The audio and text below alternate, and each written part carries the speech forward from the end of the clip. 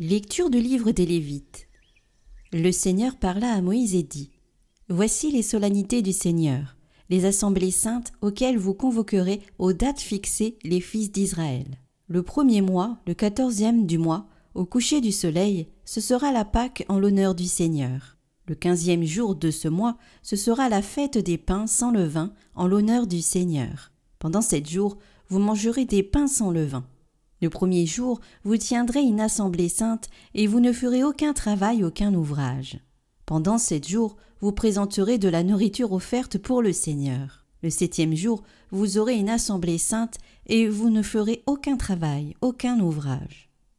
Le Seigneur parla à Moïse et dit : Parle aux fils d'Israël, tu leur diras : Quand vous serez entrés dans le pays que je vous donne et que vous y ferez la moisson, vous apporterez au prêtre la première gerbe de votre moisson. Il la présentera au Seigneur en faisant le geste d'élévation pour que vous soyez agréés.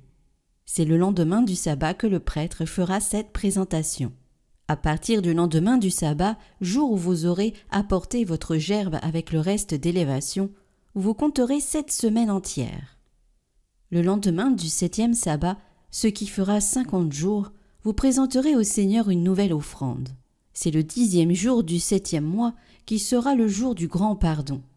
Vous tiendrez une assemblée sainte, vous ferez pénitence, et vous présenterez de la nourriture offerte pour le Seigneur. À partir du 15e jour de ce 7e mois, ce sera pendant 7 jours, la fête des tentes en l'honneur du Seigneur.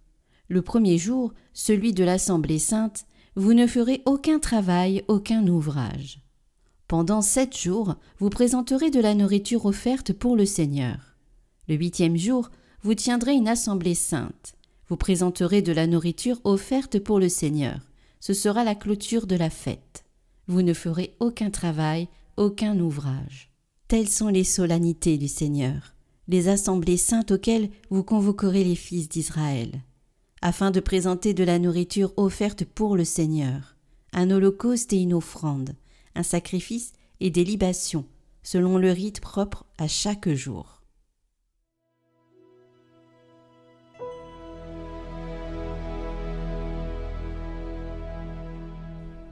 Criez de joie pour Dieu notre force. Jouez musique, frappez le tambourin.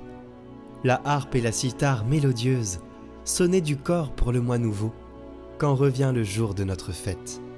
C'est là, pour Israël, une règle, une ordonnance du Dieu de Jacob. Il en fit pour Joseph une loi quand il marcha contre la terre d'Égypte. Tu n'auras pas chez toi d'autres dieux, tu ne serviras aucun dieu étranger. C'est moi, le Seigneur ton Dieu, qui t'a fait monter de la terre d'Égypte.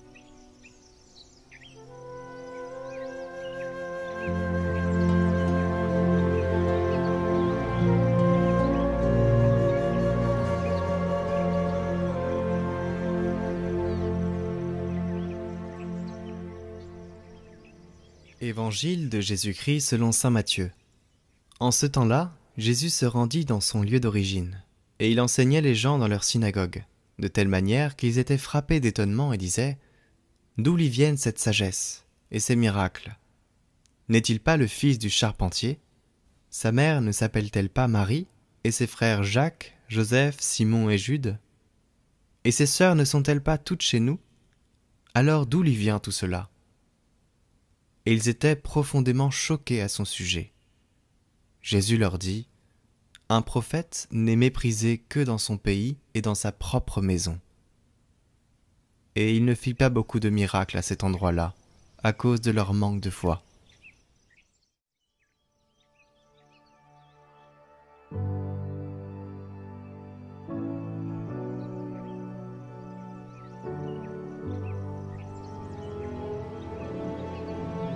Certains théologiens récents sont de l'avis que le feu qui brûle et en même temps sauve est le Christ lui-même. Le juge est sauveur. La rencontre avec lui est l'acte décisif du jugement. Devant son regard s'évanouit toute fausseté.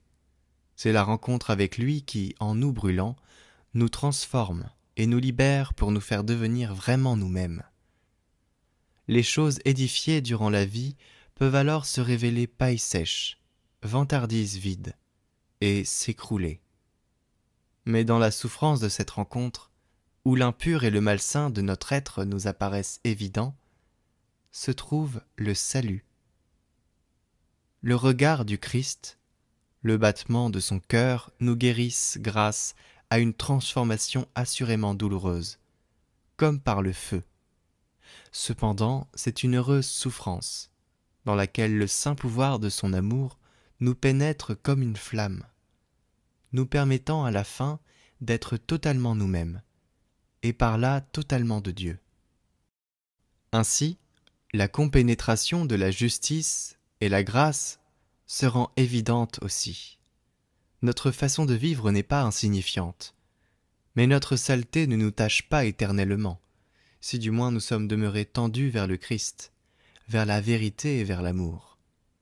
En fin de compte, cette saleté a déjà été brûlée dans la passion du Christ. Au moment du jugement, nous expérimentons et nous accueillons cette domination de son amour sur tout le mal dans le monde et en nous. La souffrance de l'amour devient notre salut et notre joie. D'où lui vient tout cela ? Ils tâtonneront comme s'ils étaient dans les ténèbres et non dans la lumière. Car s'agiter parmi tant de miracles évidents, c'est tâtonner comme dans les ténèbres, c'est toucher et ne pas voir. Mais tout homme qui va à l'aventure est tiré tantôt d'un côté, tantôt de l'autre. Or, tantôt il se montrait croyant. Si cet homme ne venait pas de Dieu, il ne pourrait rien faire. Tantôt il disait que cet homme ne venait pas de Dieu avec ses paroles de dédain. N'est-il pas le fils d'un ouvrier ? Sa mère ne s'appelle-t-elle pas Marie ? Et ses frères Jacob, Joseph et Judas ? Et ses sœurs ne sont-elles pas de chez nous ? Aussi est-il juste d'ajouter « Et il les fera aller à l'aventure comme des hommes ivres ». Il voyait en effet qu'il ressuscitait les morts et que cependant il était mortel. Lequel d'entre eux n'aurait pas cru Dieu, celui qu'il voyait ressusciter un mort ? Mais aussi il était mortel. Ils le voyaient de leurs yeux, et leur dédain refusait de le croire immortel. Dieu. Donc, en se manifestant à leur regard, en état de faire œuvre divine et de souffrir la condition humaine, Dieu Tout-Puissant les a fait aller à l'aventure comme des hommes ivres, afin que leur orgueil, qui devant le mystère de son incarnation a préféré le dédain à la fidélité, se dresse contre son humanité et en même temps s'étonne au-dedans devant la resplendissante lumière de sa divinité.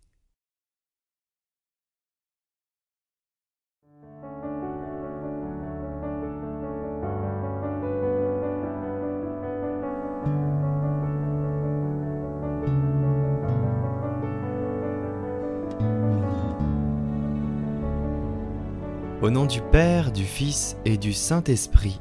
Amen. 9e jour. Le désir du ciel. Saint Jean-Marie Vianney. La première parole que vous avez adressée au petit berger en arrivant à Ars fut « Tu m'as montré le chemin d'Ars, je te montrerai le chemin du ciel. » Vous avez voulu faire de tous vos paroissiens des saints. Vous avez voulu les conduire vers le Père, vous avez désiré qu'ils prennent conscience de leur si belle vocation. Participer à ce que Dieu est pour l'éternité.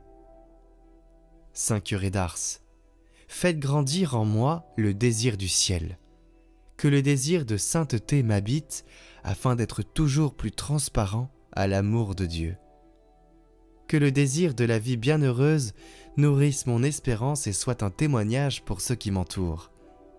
Que je sache toujours plus m'ouvrir à cette grâce de la sanctification et œuvrer à sa fécondité, en moi et autour de moi, que je prenne résolument et courageusement l'engagement d'une vie chrétienne authentique. Saint Jean-Marie Vianney. Nous nous réunissons aujourd'hui en communion de cœur pour vous demander votre intercession.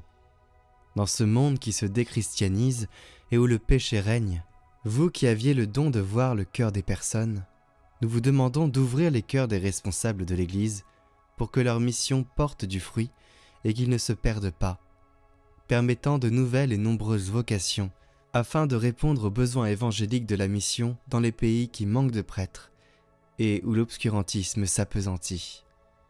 Nous nous engageons à, pour ceux qui le peuvent, nous rendre à l'adoration dans les jours qui viennent pour déposer cette demande devant la présence réelle. Nous nous engageons aussi à communier à cette intention pour ceux qui le peuvent. Nous vous déposons aussi les demandes de chacun priant cette neuvaine. Intercédez pour chacun de nous. Guérissez, consolez et accompagnez. Saint curé d'Ars, nous avons confiance en votre intercession.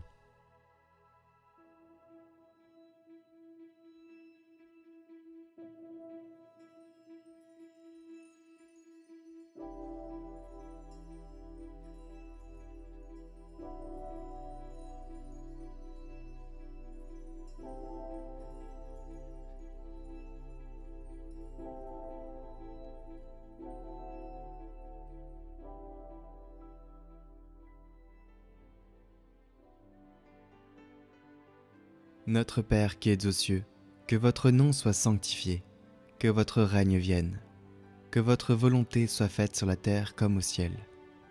Donnez-nous aujourd'hui notre pain de ce jour. Pardonnez-nous nos offenses, comme nous pardonnons aussi à ceux qui nous ont offensés. Et ne nous laissez pas entrer en tentation, mais délivrez-nous du mal. Amen.